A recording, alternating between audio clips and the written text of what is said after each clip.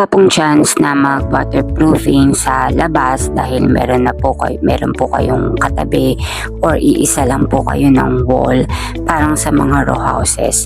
So ganito po yung magiging problema. Minsan po yung wall hindi na po siya mawa-waterproof dahil ganun nga po yung sistema. So ito po yung alternative na solusyon kapag hindi po kayo makakapag-waterproof sa labas po or sa labas po ng inyong bahay, ng inyong pader. So meron na po akong post at upload po sa aking previous video sa aking YouTube channel yung kung paano alisin ang pamumuti ng pader. So pwede nyo po yung panoorin, yun po yung option 1, yung procedure step by step.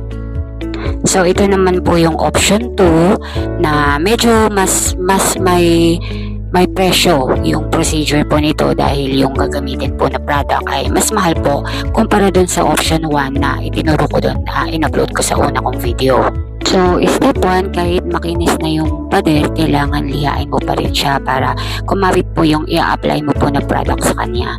So, after mo pong maliha, pwede nyo po siyang gamitan po ng Acrytex Primer.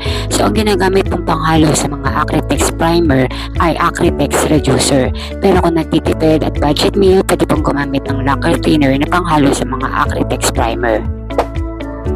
Tulad po ng lacquer sanding sealer, ito pong Acrytex Primer ay matapang din po ang amoy.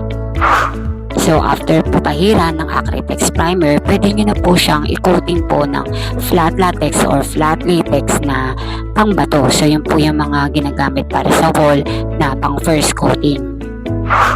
So after po ng flat latex, pwede nyo na po siyang i-glossy. Pero kung preferred nyo po yung mga matte finish dahil yung mga flat latex po ay matte finish po siya at hindi po masyado makintab, okay na yun. Pero ang disadvantage po sa mga flat latex ay mabilis po siyang madumihan at kapitan ng mga stains.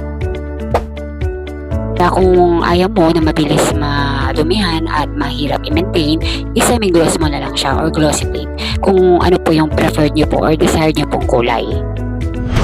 At kung hindi pa po kayo satisfied sa semi-gloss or sa glossy paint, pwede nyo po siyang i-top coat po ng mga acrylic emulsion para mas ma-maintain po yung pagka-shiny po ng inyong pader at mas maglalast po ang inyong top coat. So, yan po yung procedure para maprotektahan nyo po ang inyong wall sa loob kung wala na pong chance na i-waterproofing po yung pader nyo po sa labas. At kung wala naman po pa na pintura ang inyong pader, ang procedure naman po ay iba. So, ang kailangan pong gawin ay kailangan Acrytex Primer muna, and then ang gagamitin nyo pong pambatak or pangmasila is Acrytex Cast. And then, bago po kayo magpintura po ng pantop coat at gumamit po kayo ng Acrytex Clear, yun po yung pantop coat or Acrytex Top Coat. So mas pricey po itong mga Acrytex paint compare sa mga latex paint dahil solvent based po siya. Kung naging helpful po sa inyo itong video na ito, wag mo naman pong kalimutan na i-like, follow and subscribe. At kung meron pong mga questions about sa mga construction materials and prices, you can DM me sa aking FB Santos M. Dali. At kung may mga kailangan po ng mga construction and painting materials, meron po akong TikTok shop. Bye and God bless!